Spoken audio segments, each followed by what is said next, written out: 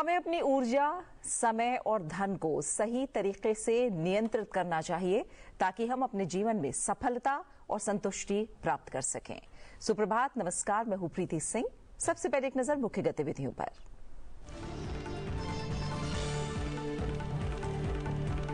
71 हस्तियों को आज मिलेगा पद्म पुरस्कार सम्मान। राष्ट्रपति भवन में राष्ट्रपति द्रौपदी मुर्मू करेंगी सम्मानित।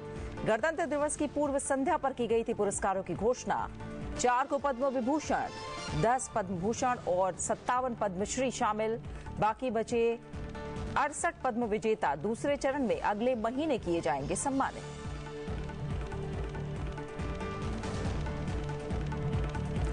समावेशिता और अभिव्यक्ति की स्वतंत्रता हमारी समृद्ध विरासत। उपराष्ट्रपति जगदीप धनखड़ ने तमिलनाडु कृषि विश्वविद्यालय में एक कार्यक्रम को किया संबोधित। कहा, खाद्य सुरक्षा से अब किसान समृद्धि की ओर बढ़ना जरूरी। किसान को उत्पादक से उद्यमी बनने की सलाह। कॉर्पोरेट जगत से की कृषि गतिविधियों में निवेश की अपील।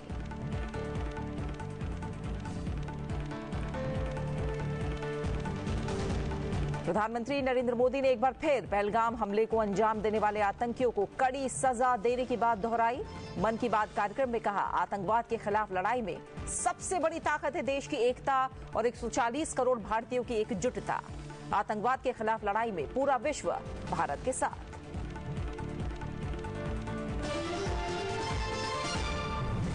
एनआईए ने पहलगाम आतंकी हमले में मामला किया दर्ज। सबूतों की तलाश तेज। अल्पकालिक वीजा धारकों के लिए समय सीमा समाप्त होने के बाद 4 दिनों में 537 पाकिस्तानी नागरिकों ने छोड़ा भारत।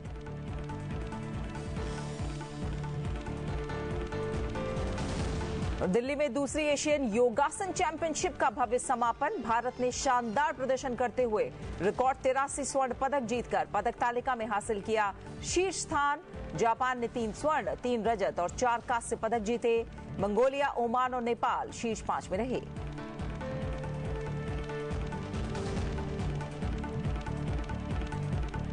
प्रधानमंत्री नरेंद्र मोदी ने रविवार को मन की बात के 121वें एपिसोड में पहलगाम हिंसा, अंतरिक्ष के क्षेत्र में हमारी उपलब्धियों, अन्नदाताओं के कड़े परिश्रम से लेकर वैश्विक पटल पर भारत का मान बढ़ाने समेत कई अहम मुद्दों पर देशवासियों को रूबरू कराया।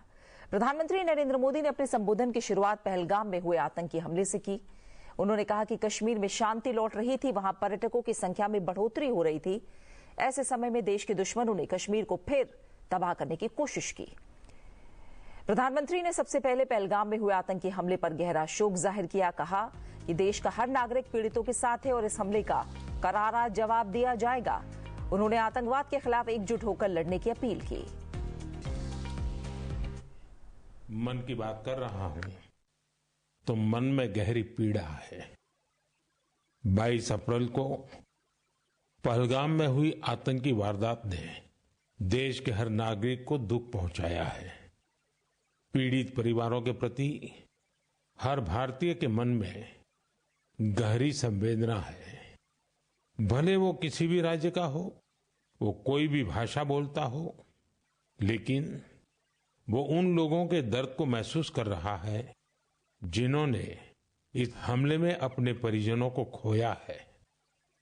मुझे एहसास है हर भारतीय का खून आतंकी हमले की तस्वीरों को देखकर खौल रहा है। पहलगाम में हुआ ये हमला आतंक के सरपरस्तों की हताशा को दिखाता है, उनकी कायरता को दिखाता है।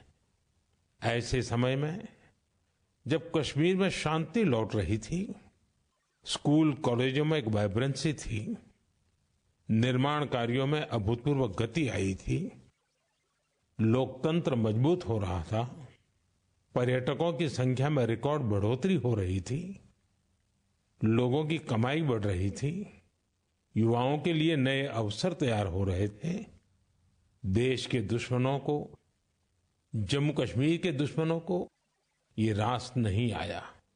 आतंकी और आतंक के आका चाहते हैं कश्मीर फिर से तबाह हो जाए और इसलिए इतनी बड़ी साजिश को अंजाम दिया। आतंकवाद के खिलाफ इस युद्ध में देश की एकता, 140 करोड़ भारतीयों की एकजुटता हमारी सबसे बड़ी ताकत है। यही एकता आतंकवाद के खिलाफ हमारी निर्णायक लड़ाई का आधार है। हमें देश के सामने आई इस चुनौती का सामना करने के लिए अपने संकल्पों को मजबूत करना है। हमें एक राष्ट्र के रूप में दृढ़ इच्छा शक्ति का प्रदर्शन करना है।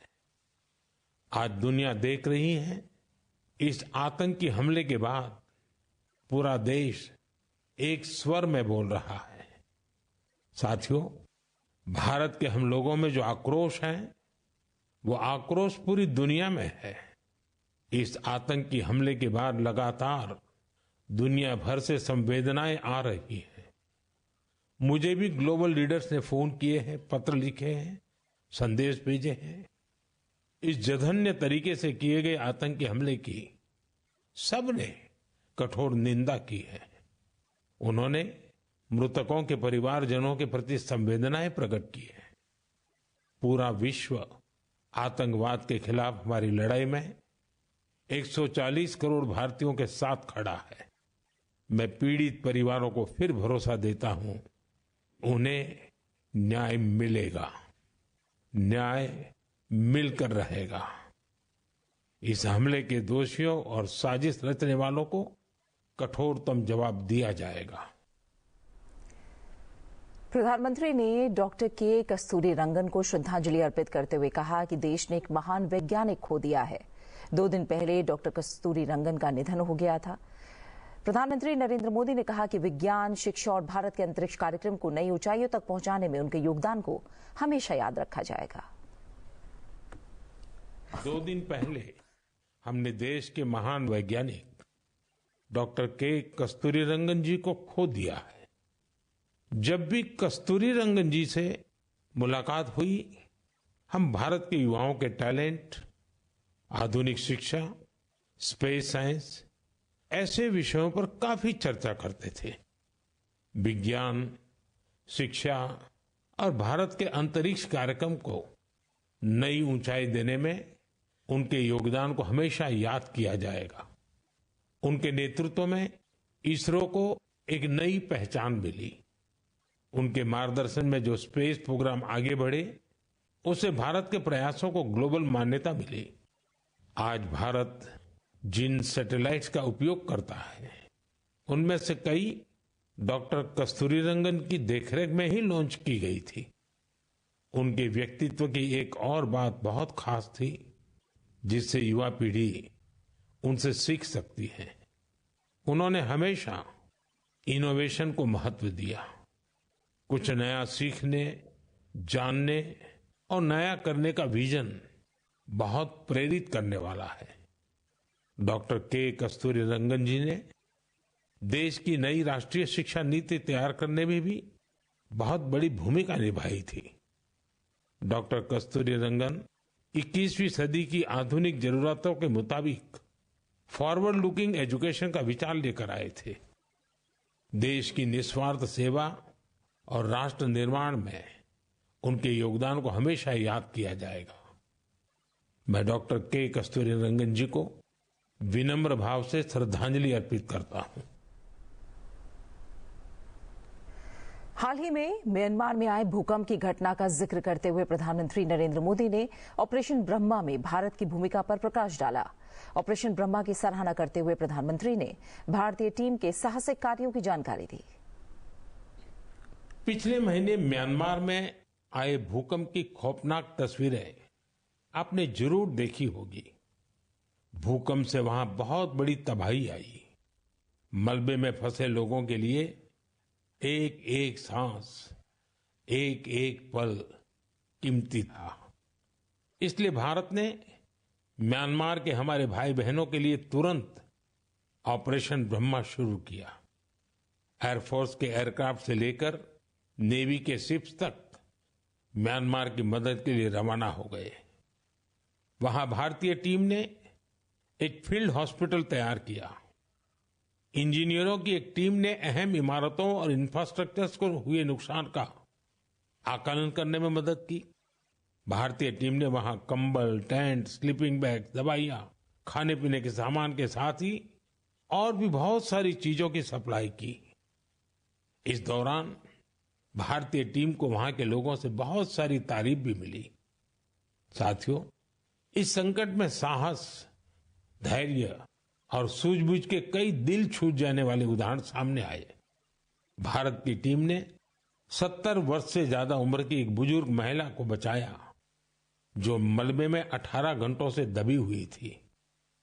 जो लोग अभी टीवी पर मन की बात देख रहे हैं, उन्हें उस बुजुर्ग महिला का चेहरा भी दिख रहा होगा।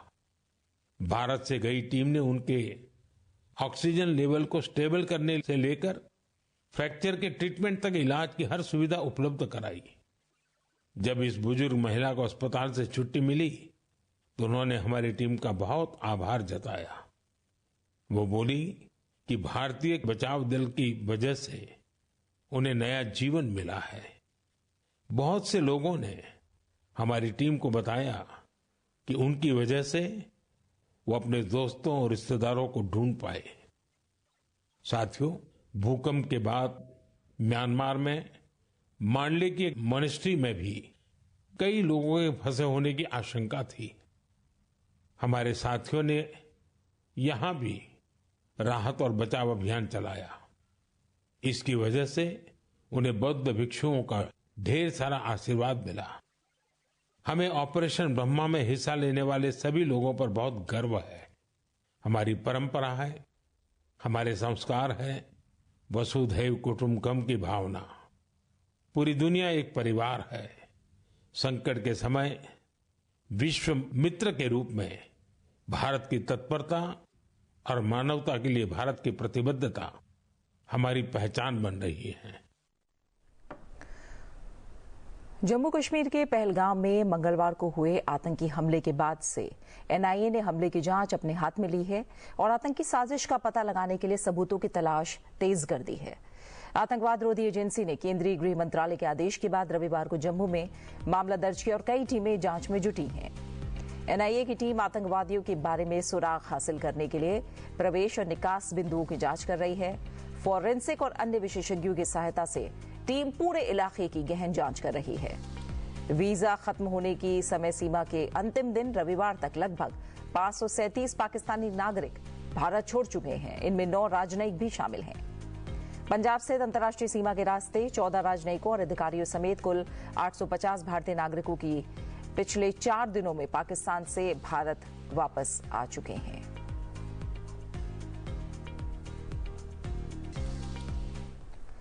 उपराष्ट्रपति जगदीप धनखड़ ने कहा है कि प्रधानमंत्री नरेंद्र मोदी के नेतृत्व में सरकार ने किसानों और कृषि क्षेत्र को सशक्त बनाने को प्राथमिकता दी है। रविवार को तमिलनाडु के कोयम्बटूर स्थित तमिलनाडु कृषि विश्वविद्यालय में विकसित भारत के लिए कृषि शिक्षा, नवाचार और उद्यमिता को बढ़ावा देने कार्यक्रम को संबोधित करते हुए उन्होंने कहा कि भारत विश्व की सबसे प्राचीन सभ्यता है, एक शांति प्रिय राष्ट्र है जहां समावेशिता और अभिव्यक्ति और विचार की स्वतंत्रता हमारी विरासत है। उपराष्ट्रपति ने कहा कि अगर कोई हजारों वर्षों के इतिहास को देखे तो वो पाएगा कि हमारी सभ्यता में समावेशिता और अभिव्यक्ति की स्वतंत्रता फली फूली, विकसित हुई और उसका सम्मान किया गया। उन्होंने कहा कि वर्तमान समय में अभिव्यक्ति और समावेशिता तुलनात्मक रूप से विश्व में सबसे अधिक है। Bharat is world's oldest civilization, a peace-loving nation where inclusivity and freedom of expression and thought are our legacy. Traverse history for thousands of years and you will find in our civilization inclusivity and freedom of expression thrived and blossomed and were respected. In present times, the quotient and gradient of expression and inclusivity is comparably the highest in the world. Look around. There is no other country like Bharat which can demonstrate inclusivity and freedom of expression.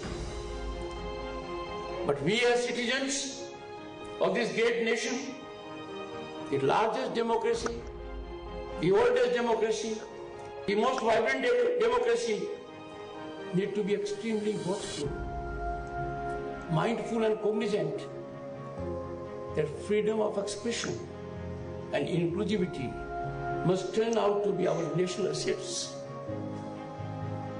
And they should be. It is duty of every citizen to bear in mind, particularly at a time when the nation is witnessing unstoppable, exponential economic rise, extraordinary growth in infrastructure, technological penetration reaching to the last mile, and the international repute of the nation and its leader, the Prime Minister, is highest ever. We as citizens, therefore, have a great role to contribute to sustain this rise of the nation. This is right time for every citizen to fully become aware and also take advantage of ecosystem of hope and possibility, boys and girls, and distinguished audience. I appeal to you to take a firm resolve that nation first will be our motto.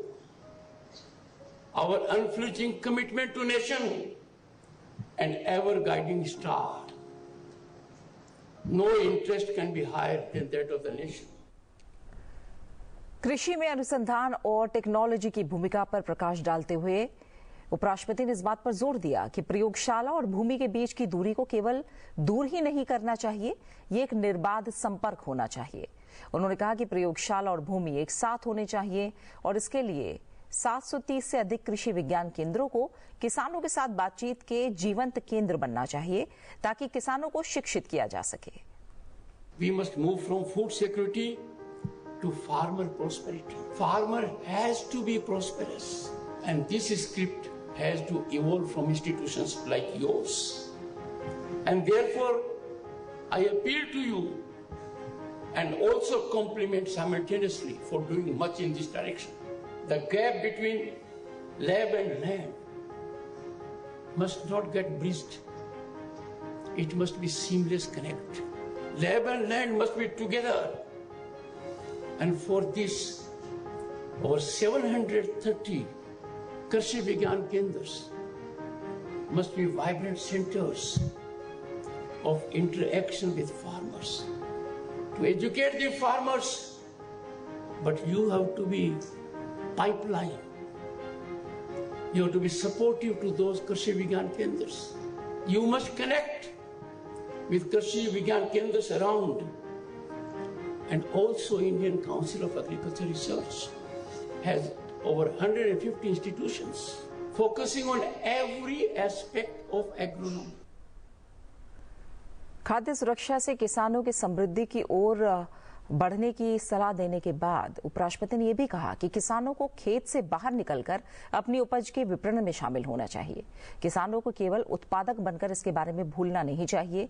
इसका मतलब है कि वो कड़ी मेहनत और अथक परिश्रम से उपज उगाएं और उसे समय पर बेचें जब वो बाजार के लिए सही होगी, बिना उसे रखे। इससे आर्थिक रूप से बहुत ज्यादा लाभ नहीं होता। The farmer must step out of the farmland. Farmer must involve himself or herself for marketing of his and her produce. Farmer should not just be a producer and forget about it. That would mean he will painstakingly, tirelessly raise a produce and will sell it at a time when it is ripe for market without holding it. It doesn't gain much financially. You have to empower the farmer by generating awareness, by telling them government cooperative system is very robust. For the first time, we have a cooperation ministry. Cooperatives find a place in our constitution. And therefore, what we need is farmer traders. We need farmer entrepreneurs, boys and girls, and distinguished faculty. You can change that mindset so that a farmer transforms himself from producer to value adder, starting some industry, which is based on his produce. If you just look around, farm produce market is gigantic. And when value is added to farm produce, industries thrive. उपराष्ट्रपति ने कहा कि भारत का भाग्य हमारे खेतों की उर्वरता और नवाचार की कसौटी पर टिका है, जो इस तरह की संस्थाएं उपलब्ध कराएंगी। अगर भारत को 2047 तक $30 ट्रिलियन की अर्थव्यवस्था बनना है, तो कृषि को अहम भूमिका निभानी होगी, आय को 8 गुना बढ़ाना होगा। उन्होंने इस क्षेत्र से जुड़े लोगों से अपील की कि वो बड़े सपने देखें, बड़ी योजनाएं बनाएं, बड़े पैमाने पर काम करें और उसे हासिल करें। Agriculture has to play a vital role. If India has to become a 30 trillion economy in 2047, the income has to go 8-fold. This is possible. This is achievable. Our last decade development has shown to the world India is capable of negotiating developmental journey unknown to history in recent times. And therefore, institutions like this will lead agri-revolution. India's destiny is rooted in the fertility of our fields, the resilience of our farmers, and the innovation crucibles which institutions like this will make available. I appeal to those who are involved with this sector to dream big, plan big, have large scale, and achieve it. उपराष्ट्रपति ने कहा कि भारत खाद्यान्न की कमी से खाद्यान्न की प्रचुरता की ओर बढ़ रहा है और तमिलनाडु कृषि विश्वविद्यालय ने कृषि विकास को प्रभावित किया है और ग्रामीण क्षेत्र में महत्वपूर्ण योगदान दिया है। आप जैसे संस्थानों को विकसित भारत की प्राप्ति के लिए सावधानी से आगे बढ़ना होगा। Attainment of Viksit Bharat has to be navigated carefully by institutions like yours. It is a privilege to be at this university, Tamil Nadu Agriculture University. It has made seminal contributions to India's food security. We have traversed from food scarcity to food being in plenty. You have effected agrarian development and served the broader cause of rural transformation. But I have a special reason to come to this place. One of the towering giants of agro sector, one of the proudest sons of Bharat, happens to be your alumnus. I am referring to Bharat Ratna, Mankombu Sambhavishan Swaminathan.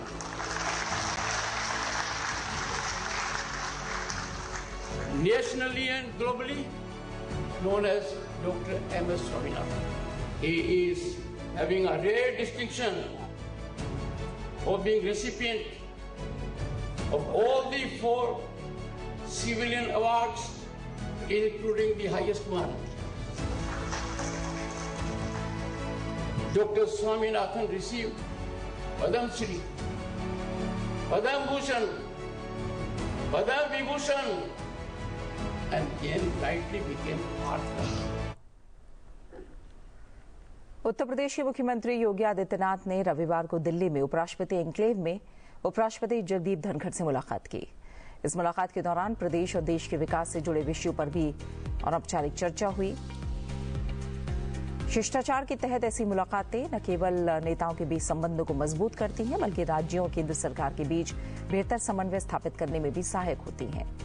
मुख्यमंत्री योगी आदित्यनाथ से भेंट के दौरान उपराष्ट्रपति को उन्होंने गुलदस्ता और महाकुंभ के अमृत स्नान से जुड़ी पुस्तक भी भेंट की। गणतंत्र दिवस की पूर्व संध्या पर पद्म पुरस्कारों के ऐलान के बाद अब पुरस्कार वितरण समारोह का आयोजन आज शाम 6 बजे राष्ट्रपति भवन में किया जाएगा। पद्म पुरस्कारों का वितरण 2 चरणों में किया जाएगा। इस कड़ी में आज 71 विभूतियों को सम्मानित किया जाएगा। इनमें 4 पद्म विभूषण, 10 पद्म भूषण और 57 पद्मश्री शामिल हैं। वहीं बचे हुए 68 पद्म विजेता दूसरे चरण में अगले महीने सम्मानित किए जाएंगे। राष्ट्रपति द्रौपदी मुर्मू पद्म पुरस्कार विजेताओं को सम्मानित करेंगी। उपराष्ट्रपति जगदीप धनखड़, प्रधानमंत्री नरेंद्र मोदी और अन्य गणमान्य लोग इस कार्यक्रम में शामिल होंगे। देश में पद्म पुरस्कार सर्वोच्च नागरिक सम्मान है जो 3 श्रेणियों पद्म विभूषण, पद्म भूषण और पद्मश्री में दिए जाते हैं। इनमें पद्म विभूषण असाधारण और विशिष्ट सेवा के लिए दिया जाता है, वहीं उच्च कोटि की विशिष्ट सेवा के लिए पद्म भूषण के सम्मान से नवाजा जाता है और किसी भी क्षेत्र में विशिष्ट सेवा के लिए पद्मश्री से सम्मानित किया जाता है। इस साल 139 व्यक्तियों का चयन पद्म पुरस्कारों के लिए किया गया, जिनमें 7 पद्म विभूषण, 19 पद्म भूषण और 113 पद्मश्री शामिल हैं। 13 व्यक्तियों को मरणोपरांत पद्म पुरस्कार से सम्मानित किया जाएगा, जिसमें भोजपुरी गायिका शारदा सिन्हा, सुजुकी कंपनी के ओसामू सुजुकी, मनोहर जोशी का नाम भी शामिल है। इस बार पुरस्कार पाने वालों में 23 महिलाएं हैं, 10 विदेशी NRI, PIO, OCI श्रेणी के व्यक्ति भी शामिल हैं।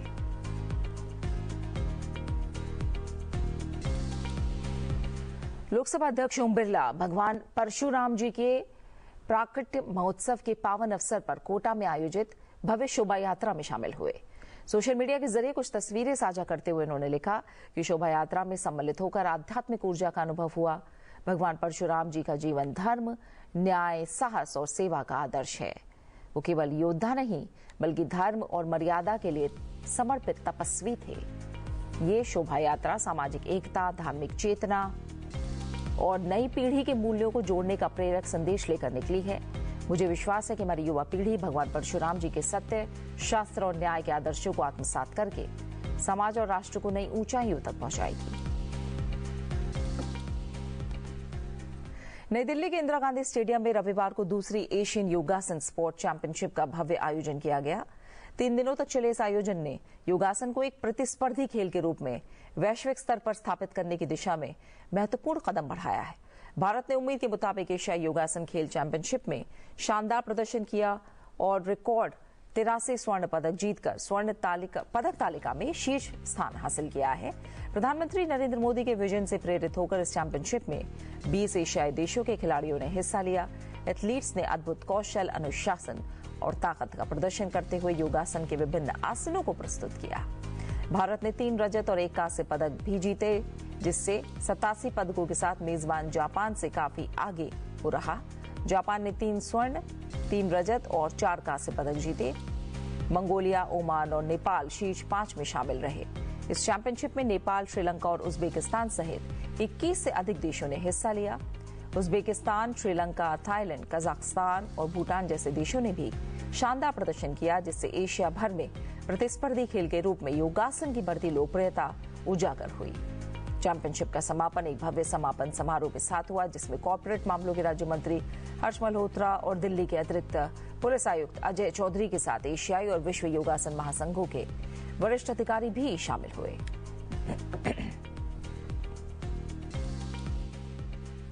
उपराष्ट्रपति जगदीप धनखड़ ने अपनी तमिलनाडु यात्रा के दौरान मुत्नाडु मुडतोड़ा मंदिर का दौरा किया। जाते जाते आपको छोड़ जाते हैं उपराष्ट्रपति की इस यात्रा से जुड़ी कुछ झलकियों के साथ। आप अपना अच्छे से ख्याल रखिए। मुझे दीजिए इजाजत और बने रहिए सनसेट टीवी के साथ। नमस्कार।